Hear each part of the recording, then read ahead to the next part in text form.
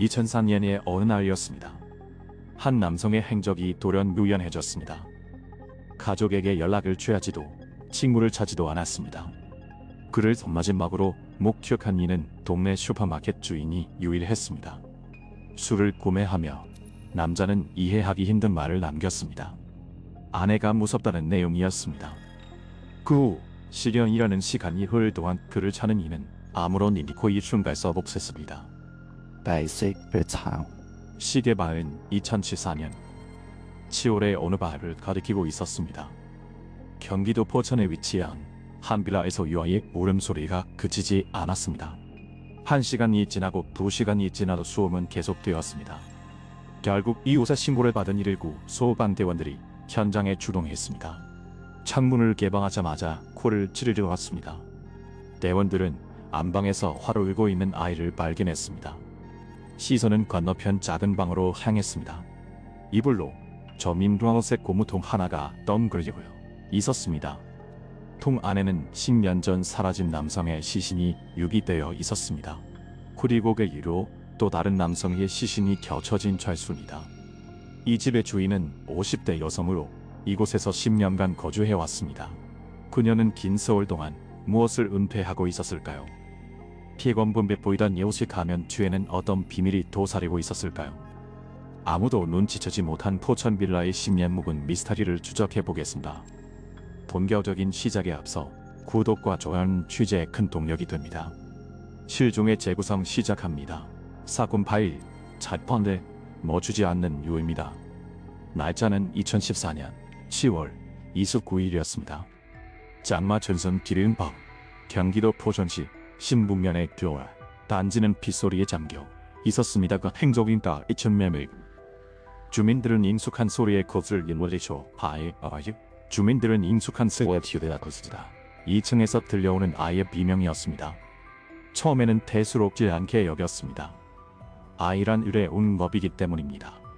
하지만 그날의 웃음은 예사롭지 않았습니다. 1시간, 2시간이 넘도록 멈추지 않았습니다. 결국 한 주민이 119에 전화를 걸었습니다. 시각 금방 9시 40분, 소방대원들이 도착해 현관을 두드렸으나 묵묵부답이었습니다. 문은 안에서 굳게 잠겨 있었습니다. 대원들은 사다리를 이용해 2층 창문으로 진입을 시도했습니다. 창을 덮는 순간 깨어들은 주춤하며 뒤로 물러서야 했습니다. 장마철에 습기나 곰팡이 든 새 따위가 아니었습니다. 20년 경력의 계산례원조차 경험해보지 못한 지독한 부패추였습니다. 집 안으로 들어선 그들은 발걸음을 못 쳤습니다. 파란색 쓰레기 봉투가 거실 바닥과 천장, 장스퍼카기의 자국처럼 쌓여 있었습니다. 벽지는 곳곳이 뜯겨내렸고 장판은 쫑게 변색되어 있었습니다. 가구들은 오물과 곰팡이로 뒤덮여 본래상을 잃은 지 오래였습니다. 사람이 기거하는 공간이라고는 믿기 어려웠습니다. 대원들은 경악을 금치 못했습니다. 안방에서 발견된 것은 8살 남자아이였습니다. 아이는 유름을 그친 채 초점 없는 눈으로 허공을 응시하고 있었습니다. 대원이 아이를 안아 올렸습니다. 아이는 저항하지 않았습니다. 마치 이 비정상적인 환경에 이미 순응한 듯 보였습니다. 아이가 병원으로 이송된 직후 경찰이 당도했습니다. 포천경찰서 강력팀 서준천 김민 계단을 오르며 직감했습니다.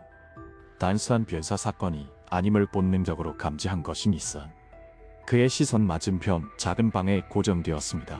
헨세의 방원지는 명백히 그저었습니다. 방 안에는 이불이 입대인 분비품과 제보가 짜져 있었습니다. 서경우이는 무전기를 들어 본부의 과학수사들을 호출했습니다. 동시에 거주자 신원 파악에 착수했습니다.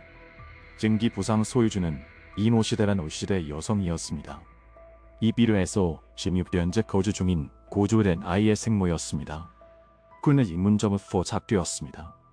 이 씨의 남편 박모씨가 동일조 실제에 등록되어 있었으나 시즌년부터 이녀는 생활 반응이 없었습니다.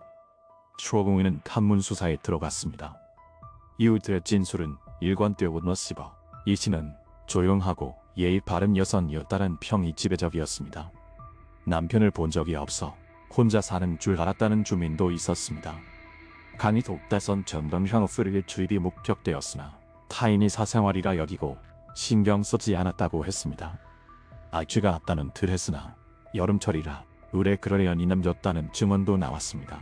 시간이 지나자 이웃들은 기억의 파편을 하나둘 떠올렸습니다.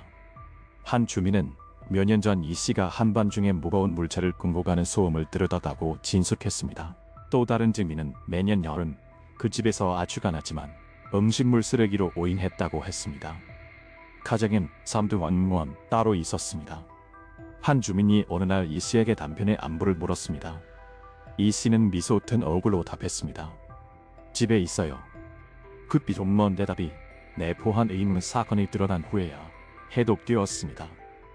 평범하고 조용한 이유, 특별히 의심할 만한 점은 없었습니다. 하지만 서경위는 알고 있었습니다.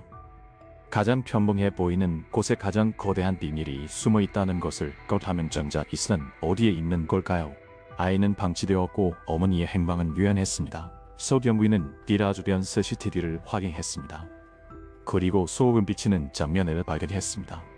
시신이 발견되기 불과 몇 시간 전 이수로 추정되는 여성이 비라를 나서는 모습이 포착되었습니다. 부은 티셔츠에 반바지, 슬리퍼 차림이었습니다. 양산을 받쳐든 그녀의 걸음걸이는 너무나 여유로웠습니다. 마치 가벼운 산책이라도 나가는 듯 했습니다. 집안에 무엇이 있는지 알면서도 저토록 태연할 수 있는 걸까요? 소경위는 확실합니다. 이 여자는 모든 전말을 알고 있다고, 아니 무언가를 저질렀다고. 그날 밤 이 씨에 대한 긴급 수배령이 떨어졌습니다. 사건 파일 두 번의 접종을 너지 좋았다 아이어리. 그들은 먼저 고무통 주변을 잠밀 촬영하고 점검을 차취했습니다. 바닥에 눌러붙은 변색된 흔적들, 벽면의 얼룩까지 모든 것이 증거가 될 수 있었습니다. 주대의 본머 포마, 프리미먼트 크로스파이, 술스펄라 그리, 제제버콜. 손잡이를 잡는 순간 썰드는 기운이 전해졌습니다. 문이 열렸습니다. 방 안은 어두웠습니다. 형사가 손전등을 켰습니다. 불빛이 천천히 방 내부를 흘렀습니다. 쓰레기 더미와 남긴 이불, 그리고 방 안 가운데 봉지가 무언가가 있었습니다. 마침내 고무통이 드러났습니다. 감식관이 조심스럽게 뚜껑에 손을 댔습니다. 방 안의 공기가 팽팽하게 당혹주를 고무통 뚜껑이 열리자마자 참관하던 이들이 일제히 쥐걸음질 쳤습니다. 한 형사는 입을 털어막은 차 밖으로 뛰쳐나갔습니다. 보도에서 캔고여 소리가 울렸습니다. 대짐진과 정력이 베테랑 감식관조차 시선을 피할 정도였습니다. 서경위는 이를 아물고 버텼습니다. 하지만 주머니 속에서 미세하게 떨리는 손끝까지 감출 수는 없었습니다.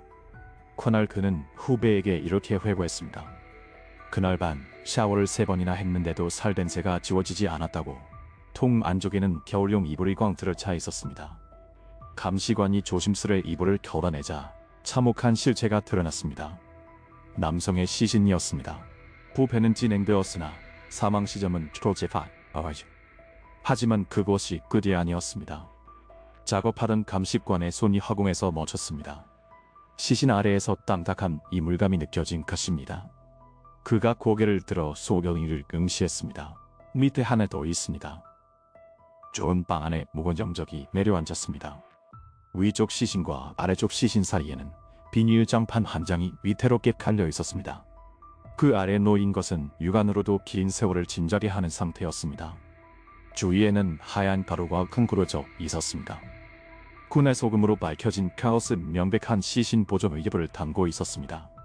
감시관이 신중하게 소견을 내놓았습니다. 위쪽은 수개월에서 2년, 아래쪽은 최소 수년 이상입니다. 소견 위에 미간이 적셔졌습니다. 이 협소한 공간에 두 사람의 시신을 수년씩 보관했단 말인가. 정밀 부검이 필요했지만 현장 소개는 명확했습니다. 시신은 고무통제 영안실로 이송되었습니다. 부포가 심해 시신만 분리하는 곳이 불가능해 의문입니다. 정밀 감식 과정에서 결정적인 단서가 포착되었습니다. 지문 차주가 간리는 상태였습니다. 심원 확인은 시간 문제가 되었습니다. 경찰은 즉시 지문 조회에 착수했습니다. 용의자 이 씨의 행방은 여전히 오리무중이었습니다.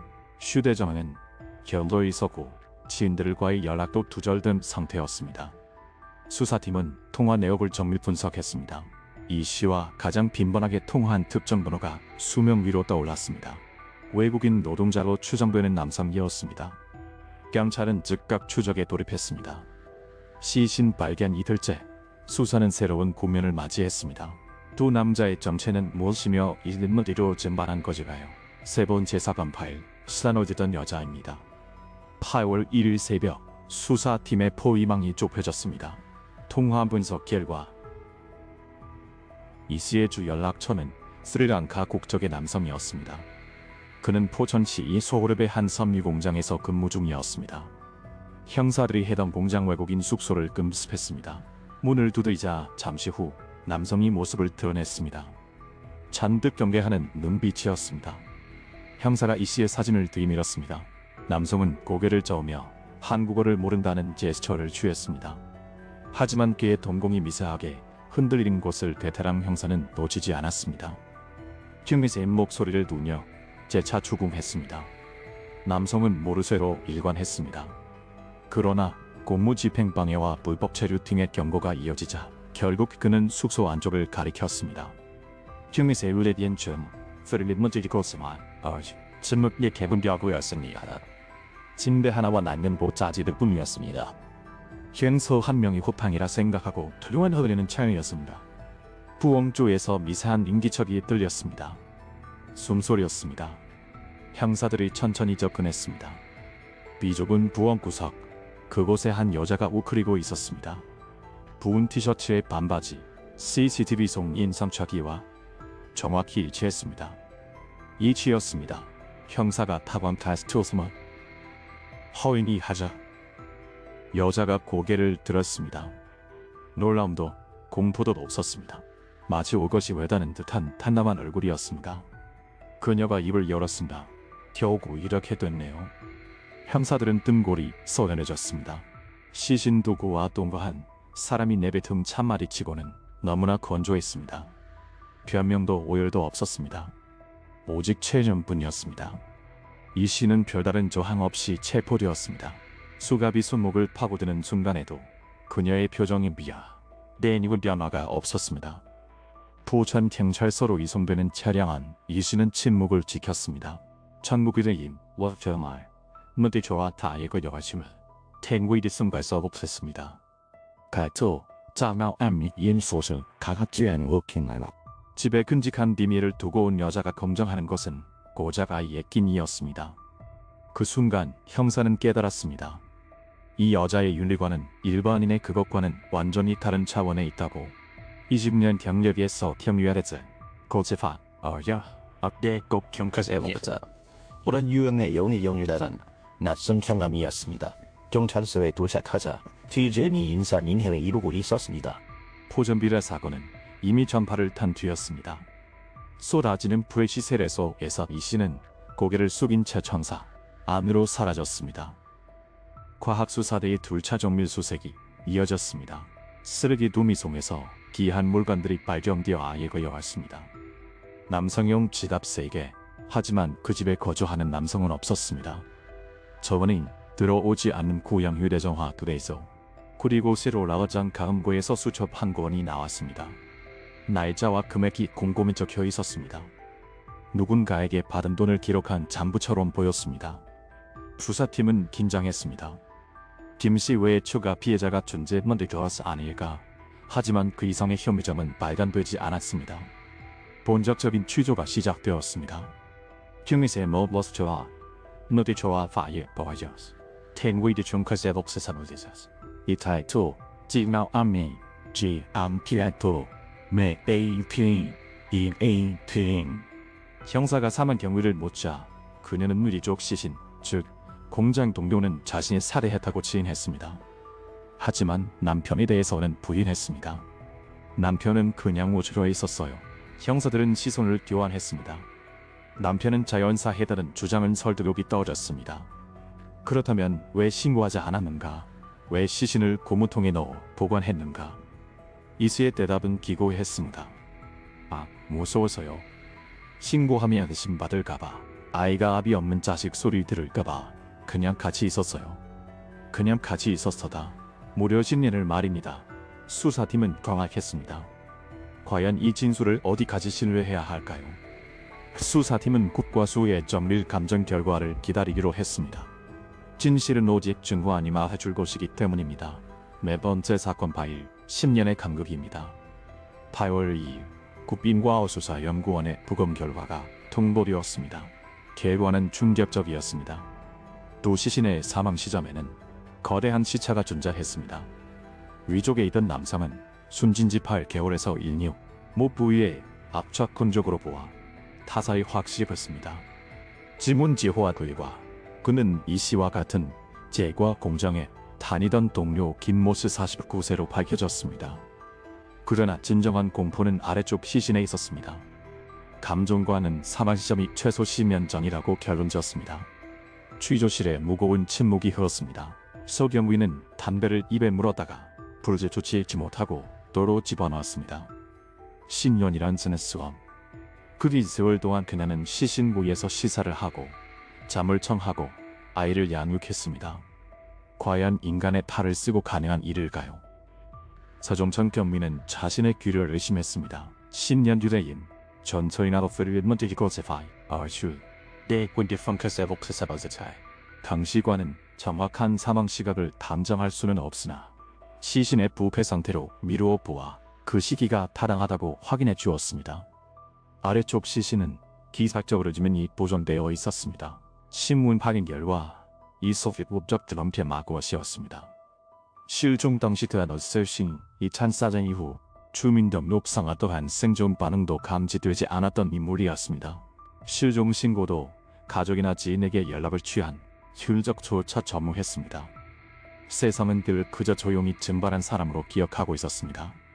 하지만 그는 사라진 것이 아니었습니다. 10년 동안 바로 그 집 작은 방 고무통 안에 오그리고 있었던 것입니다. 수사팀은 한 가지 의문에 봉착했습니다. 이스스라에는 두 아들이 있었습니다. 차남은 2003년 부위의 사고로 세상을 등졌고 현장에서 구조된 아이는 막내였습니다. 그렇다면 장남의 행방은 어디일까요? 추적 결과 정남은 10년 전 부친이 사라진 직후 집을 떠나 연락을 끊은 상태였습니다. 수사팀이 접촉을 시도했으나 그는 단호히 인터뷰를 거부했습니다. 그가 남긴 말은 단 한마디였습니다. 그 집에서 무슨 일이 있었는지 저도 알고 싶지 않습니다. 그는 무엇을 목격했던 걸까요? 아니면 무엇을 외면하고 싶었던 걸까요? 휴대인은 이 씨를 다시 취조실에 앉혔습니다. 남편 박 씨의 사망 경위를 추궁했습니다. 이 씨의 태도는 요정했습니다. 자고 일어났더니 베란다에서 숨져 있었다는 것입니다. 지병인 심장질환 때문에 근사한 것 같다는 주장이었습니다. 형사들은 거짓말 탐지기를 동원했습니다. 검사의 영업 중에 강의치료한 도박난 매조형 유퀴니언 심장에 있음으로 바로 미스바이어트 담마피리스 지병인 심장질환 때문에 근사한 것 같다는 주장이었습니다. 형사들은 거짓말 탐지기를 동원했습니다. 검사가 진행되는 동안 이 씨의 심박수는 평온했습니다. 기계적인 차분함이었습니다. 그러나 단 한순간 그래프가 요동쳤습니다. 남편에게 아무런 지도 하지 않았습니까? 라는 질문이 던져졌을 때였습니다. 이 씨는 내역혀 답했습니다. 하지만 기계는 그녀의 대답을 거부했습니다. 특히 그 질문에서 명백한 고집 반응이 출력되었습니다. 문제는 증거였습니다. 너무 오랜 시간이 흘러 사인을 규명할 결정적 단서가 소멸해버린 것입니다. 남은 것은 그녀의 일방적 진술뿐이었습니다. 수사팀은 시계를 10년 전으로 돌렸습니다.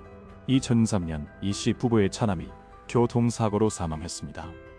당시 10살이었습니다. 이웃 주민들은 그 시절의 공기를 기억하고 있었습니다. 아이가 떠난 후 이 씨의 집에서는 매일 밤 고성이 흘러나왔다고 합니다.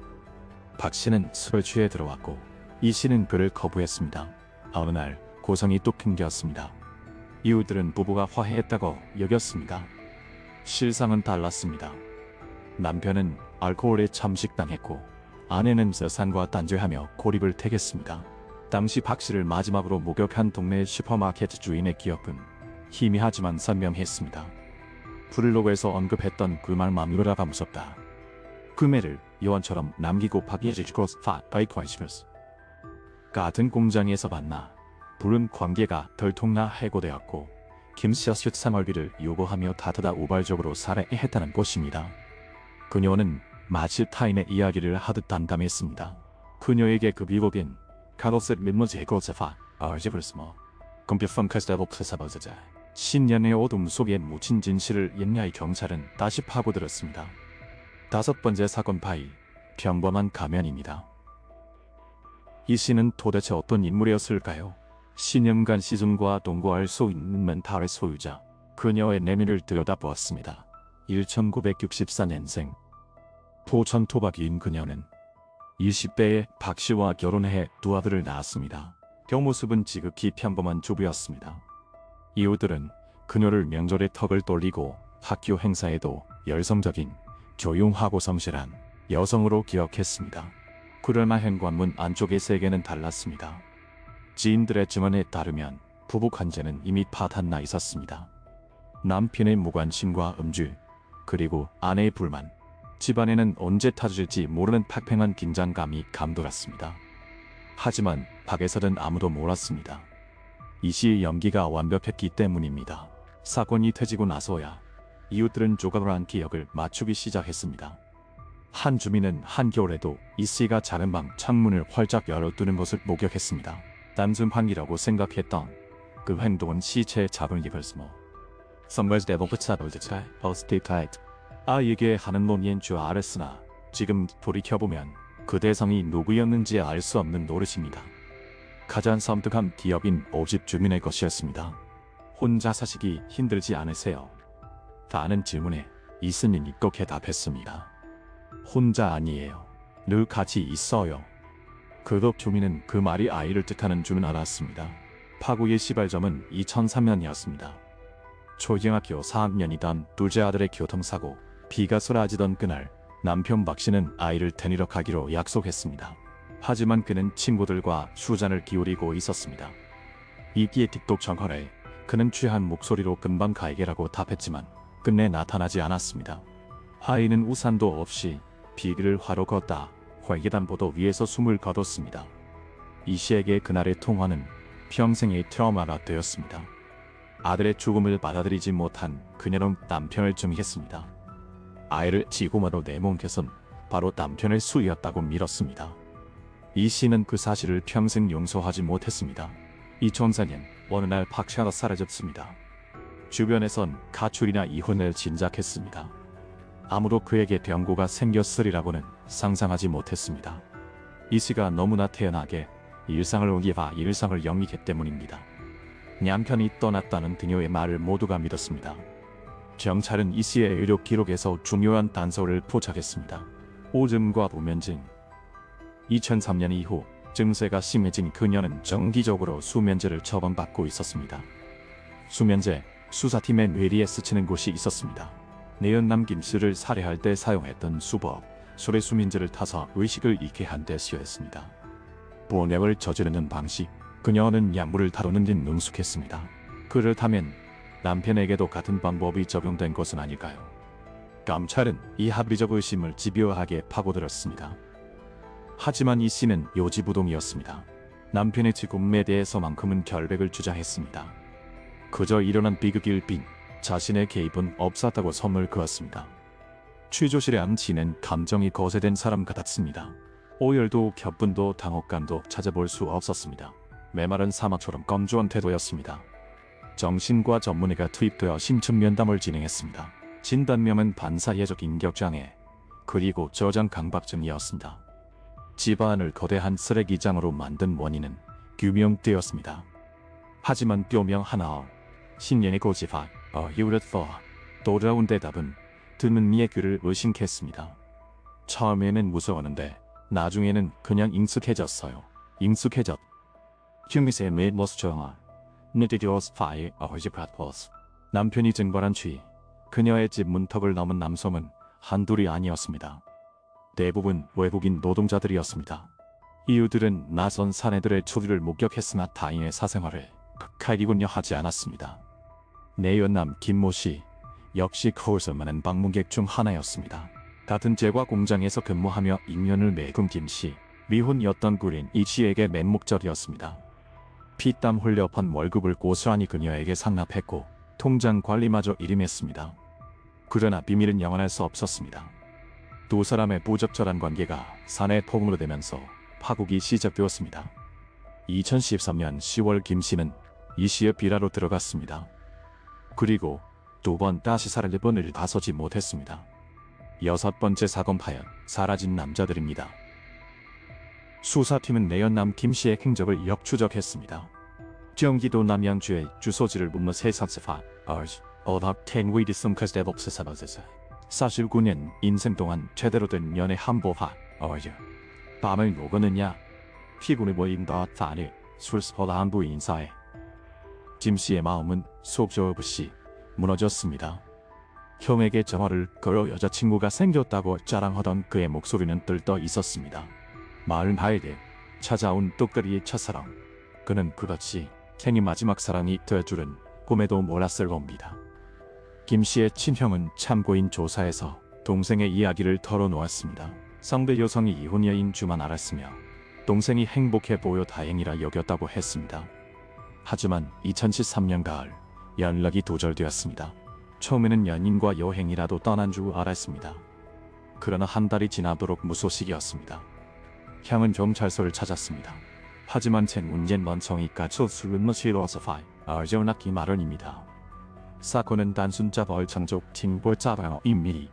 즉 하트엔 전단지를 직접 제작해 포천 시내 곳곳을 누볐습니다. 사람을 찾습니다. 나무 문고아에 동생의 사진이 박혀 있었습니다. 간혹 제보 정화가 걸려왔지만 모두 허탕이었습니다. 명절이 지나고 동생의 생일이 지나고 그렇게 1년이라는 시간이 소조없이 흘렀습니다. 형은 믿고 싶었습니다. 어딘가에 사람만 있어달라고. 그러나 운명은 잔혹했습니다. 동생은 형이 전단지를 붙이던 그 도시 바로 그 비라 안에 갇혀 있었습니다. 수사팀은 2013년 10월에 행적을 복원하기 위해 CCTV를 분석했습니다. 이시자들 인문 편의점 카메라에 김씨의 생전 마지막 모습이 포착되었습니다. 시간은 밤 9시 13분. 그는 소주 2병과 안주거리를 구만했습니다. 계산딜레이 아부셔 전문문제기로 스파이 저넷 포스트 도비스음까지 대법스사버드자 그것이 그가 세상에 남긴 마지막 용성이었습니다.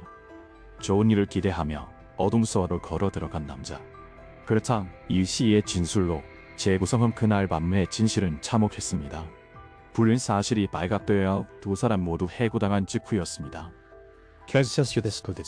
김 씨는 뒤늦게 알게 되었습니다.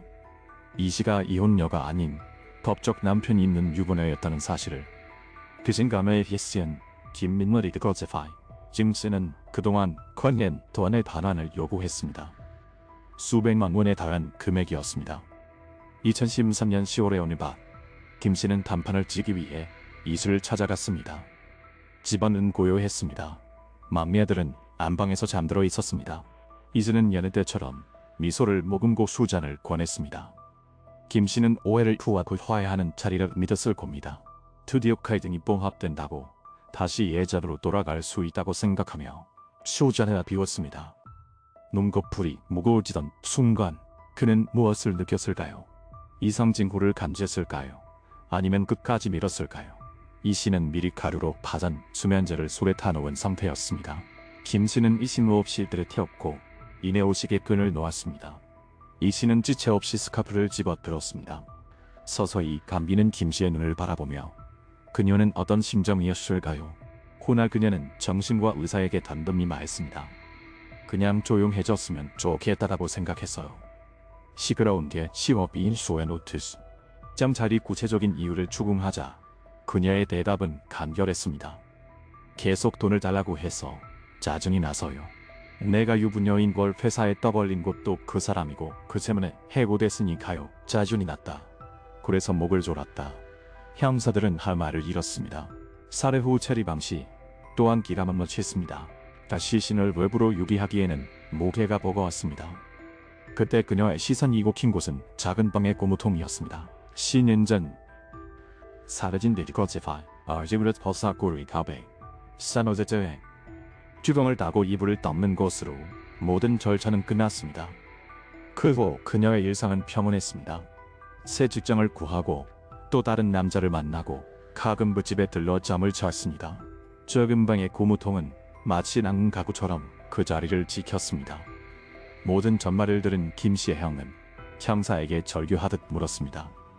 왜 연락이라도 안 했을까요? 차라리 죽었다고 알려 팁이라도 하지. 형사는 침묵할 수밖에 없었습니다. 이씨의 윤리체계 안에서 타인의 고통은 고려 대상이 아니었기 때문입니다. 감찰은 진씨 살해 혐의에 대해 자백과 물증을 모두 확보했습니다. 남은 과제는 남편 박 씨의 죽음이었습니다. 여전히 풀리지 않는 의문부호가 찍혀 있었습니다.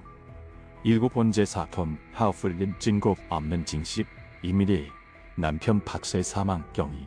이것이야말로 사건의 핵심 미스터리였습니다. 이 씨는 끝까지 자양의사를 고집했습니다. 자고 일어났더니 베란다에서 사망해 있었다는 주장이었습니다. 평소 신장이 좋지 않아 근사한 것 같다고 두려움에 신고를 못했을 뿐이라고 항변했습니다. 그러나 수사팀이 확보한 정황 증거들은 그녀의 주장을 정면으로 반박하고 있었습니다. 첫째, 퇴원 수법의 유사성입니다. 내연남 김 씨에게 사용한 수법은 수면제를 이용한 무력화 후 살해였습니다. 그녀는 약물 사용에 능통했습니다. 10년 전 남편에게도 동일한 방식을 적용했을 개연성이 충분했습니다. 주제 시신 보존 방식입니다. 박 씨의 시신 주변에는 다량의 소금이 뿌려져 있었습니다. 이는 명백히 부패를 지연시키려는 의도적 행위였습니다. 단순히 겁에 질려 신고를 못한 사람이 시신 보존까지 치밀하게 계산했을까요? 셋째, 확실한 범행 동기입니다. 바로 둘째 아들의 죽음이었습니다. 그날 아이를 마중 나가야 했던 당사자는 남편 박 씨였습니다. 하지만 그는 수잔을 기울이고 있었고 환로 비행기를 걷던 아이는 차가운 도로 위에서 생을 마감했습니다. 이 씨는 남편의 그날도 용서하지 않았습니다. 10년이라는 세월이 태우투에도 원망은 유효했습니다. 수사팀은 10년 전 그날 밤을 복귀했습니다. 아들을 앞세운 후 부부의 대화는 단절되었습니다. 박 씨는 알코올에 잠식되었고 이 씨는 갱소로 일광했습니다. 어느 날 밤 만취한 박 씨가 귀가했습니다. 그리고 이튿날 아침 베란다 사나이의 지심기로 반전 검했습니다. 이것이 이 씨가 주장하는 자료입니다. 그러나 수사팀이 그려본 설기변에 달랐습니다.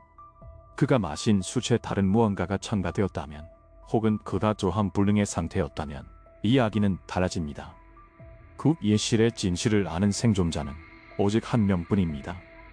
수사팀은 정황 증거를 검어먹었습니다. 신증은 차고 넘쳤습니다. 하지만 결정적인 포즐 조각이 비어 있었습니다. 물증의 부재였습니다. 10년의 세월은 모든 흔적을 풍화시켜 버렸습니다. 현대과학 수사의 어떤 기법으로도 사인을 규명할 수 없었습니다. 남은 것은 그녀의 일방적인 진술뿐. 코즈마의 탄직인 도지라는 부른 신호를 보냈지만 그것만으로 법정에서 유죄를 끌어낼 수는 없는 노릇이었습니다. 최조실의 이 씨는 고장난 녹음기처럼 같은 말을 반복했습니다. 전에는 안 그랬어요. 남편은 그냥 주입을 써서 왜 자꾸 같은 걸 모나요? 서준 조동이는 마지막 승부수를 던졌습니다. 사진 한 장을 테이블 위에 올렸습니다. 10년 전 아직 생명이 묻어있던 박 씨의 사진이었습니다. 이 사람이 당신 남편 맞죠? 이 씨의 시선이 사진에 머물렀습니다. 미동도 없었습니다. 서경위가 물었습니다. 이 얼굴을 보면서 신년을 사했었습니다. 아무렇지도 않았습니까? 이 씨가 고개를 들었습니다. 대답은 건조했습니다. 작은 방문은 잘 안 열었어요.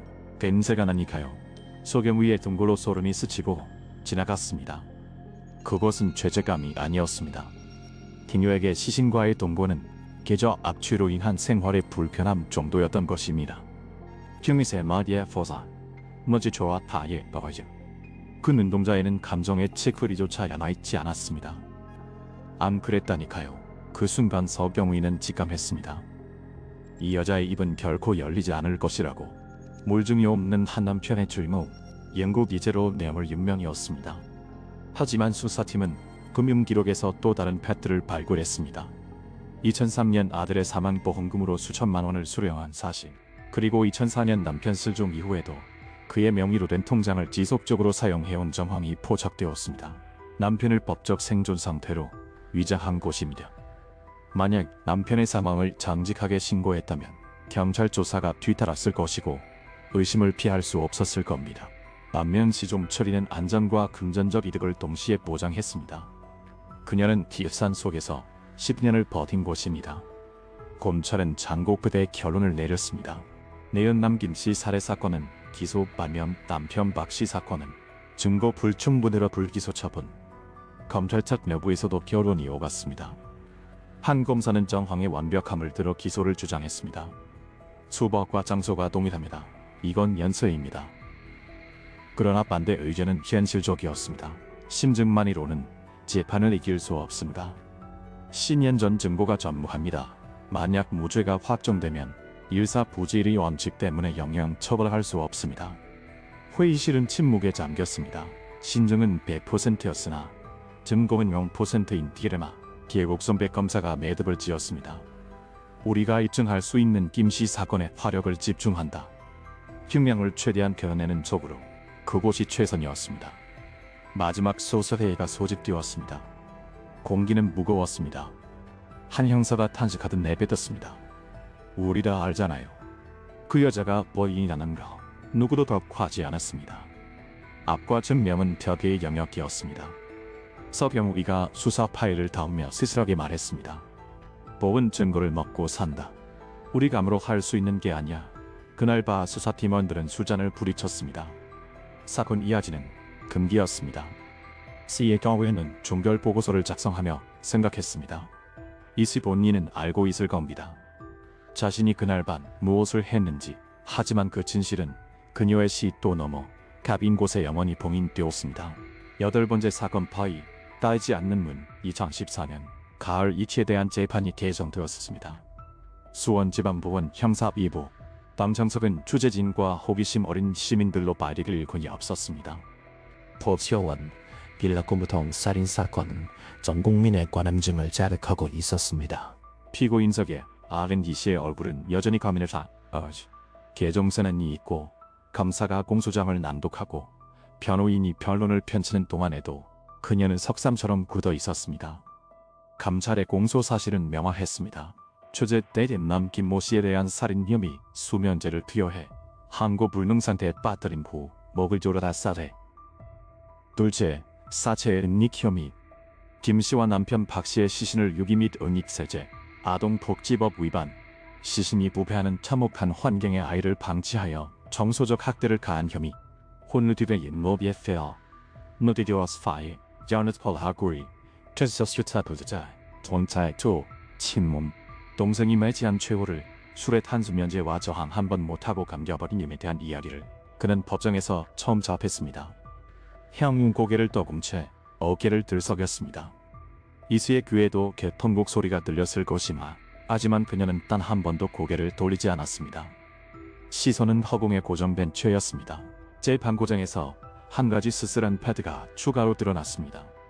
남편 박 씨의 가족들은 왜 10년 동안 실종된 그를 찾지 않았을까요? 수사 결과 박 씨는 생전 원가족과 의절에 가까울 만큼 사이가 좋지 않았던 것으로 밝혀졌습니다. 형제들 이은영은 진작 끊어졌고 부모는 이미 세상을 떠난 뒤였습니다. 이 세상에 대해 부재를 확인해줄 사람은 전무했습니다. 아내가 남편의 가출을 주장했을 때 누구도 의문을 제기하지 않았습니다. 박 씨는 사회적으로 이미 사망한 상태였습니다. 물리적 애침을 맞이하기 전부터 말입니다. 어쩌면 이 씨는 그 철저한 고립을 이용했을지도 모릅니다. 10년이 지나도록 실종 신고 한 통 없었던 배경입니다. 재판고장에서 공개된 구조 당시 아이의 상태는 참혹했습니다. 8살, 쓰레기장이나 다름없는 환경에서 방치된 시올은 아이의 영혼을 파괴했습니다. 또래 비해 현저히들은 발달 상태, 극심한 때인 기비증, 방청석 곳곳에서 탄식이 새어나왔습니다. 변호인은 피고인의 우울증과 심신미약을 방패로 삼았습니다. 천남을 잊은 충격과 판단의 어쩌하를 호소했습니다. 그러나 검찰의 논리는 날카로웠습니다. 그녀가 직장을 다니고 애인을 만나는 등 지극히 정상적인 사회생활을 영위했다는 점을 굼집었습니다. 심신미약과 인거리가 먼 치밀한 이중생활이었습니다. 재판부가 최후 진술 기회를 조사 이씨가 입을 열었습니다. 죄송합니다. 그쯤은 한마디가 전부였습니다. 사과의 대상도 내용도 불분명한 공안 유림이었습니다. 2015년 2월 11일 선고 공판이 열렸습니다. 재판부는 도명의 계획성과 잔혹성을 질타했습니다. 수면제를 이용한 계곡살인 사체는 그리고 아동학대는 용납돼 수 없는 범죄라고 기조자했습니다. 그러나 반전이 있었습니다. 남편 박씨의 사망에 대해서는 증거 불충분으로 무죄가 선고되었습니다. 피고인의 관여를 입증할 물증이 없다는 이유였습니다. 최종 형량은 징역 24년. 피해자 김씨의 형은 법정 밖에서 분통을 터뜨렸습니다. 징역 24년이면 언젠가 사회로 복귀합니다. 유족은 평생 지옥 속에 사는데 이게 정의입니까? 동생이 억울한 죽음을 납득할 수 없는 여인 고개를 터갔습니다. 이 씨는 하나소했으나 기각되었고 대법원 상고마저 기각되며 2015년 말 형이 확정되었습니다. 삼고 직후 법정을 빠져나가는 이예머 씨의 모습은 인상적이었습니다. 그녀는 단 한 번도 뒤를 돌아보지 않았습니다. 마치 마트에서 장을 보고 귀가하는 사람처럼 발걸음에는 망설임이 없었습니다.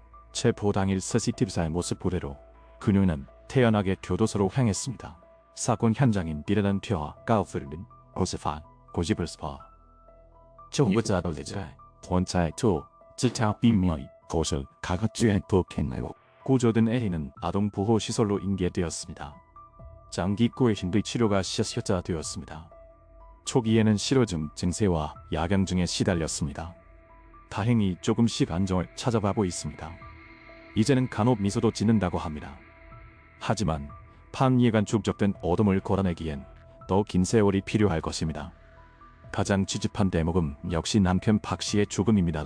법적으로는 무죄지만 실체적 진실은 여전히 안개 속입니다. 10년 전 그 밤 포천의 작은 방에서 무슨 일이 있었을까요? 자연사였을까요? 아니면 은폐된 타살이었을까요? 진실을 아는 유일한 목격사는 입을 다마왔습니다. 아마도 영원히 그 밤은 영구 미제로 남았습니다. 사건은 우리 사회에 서늘한 질문을 던집니다. 한 인간이 증발했는데 10년간 아무도 몰랐습니다. 실종신고조차 없었습니다. 가족도 친구도 이웃도 부재를 감지하지 못했습니다. 우리는 태진의 존재를 얼마나 쉽게 지워버리는 걸까요? 박씨는 죽어서 지킨 것이 아니라 선서로 지킨 것입니다. 이 사건을 계기로 장기 실종자에 대한 원리가 어스파이 아르제울스마 검은슝가서 이차더즈세 성인 실종은 단순 가출로 치부되기 시상이며 수사 어산수위에서 발현합니다. 김씨의 형이 2년간 전단지를 돌리며 절규할 때 시스템은 침묵했습니다. 군리대 친문퇴 세계를 우리는 알지 못합니다. 아니 알려고 하지 않습니다. 아치가 나도 계절 타오로 아이가 울어도 남의 가정사로 치부합니다. 그의 개방과 신념이 지나서야 장마철 비조기가 진실을 세상 밖으로 짜도집니다. 포천의 비련은 지금 비어 있습니다. 아무도 쉬지 않는 그곳을 사람들은 외면합니다. 그 안에 진실을 알기 때문입니다. 박씨는 끝내 장례조차 치르지 못했습니다. 10년간 아무도 찾지 않았고 인여아무도 기억해주지 않았습니다. 김씨의 향은 동생의 길마다 화로소주 잔을 쳅니다. 빈 의자를 바라보며 동생이 좋아하던 술을 따릅니다. 그리고 살아남은 아이, 평범한 온기와 포근한 잠자리가 아이에게 당연한 권리가 되기를 바람마다 이런 비극이 되풀이되시 안기를 희망합니다. 사라진 이를 찾는 첼로드 제콜니 업필을 문디에서 하이로이드 아지가 터비도 벽을 가서 어짜 도저자 평범한 이오로제 가면 뒤에 또 다른 비밀이 숨겨져 있을지 모른다는 것을 어딘가에 존재하여 또 다른 닫힌 문이 누군가 열어주기만을 숨죽여 기다리고 있을지도 모릅니다. 지금까지 실종의 재구성이었습니다.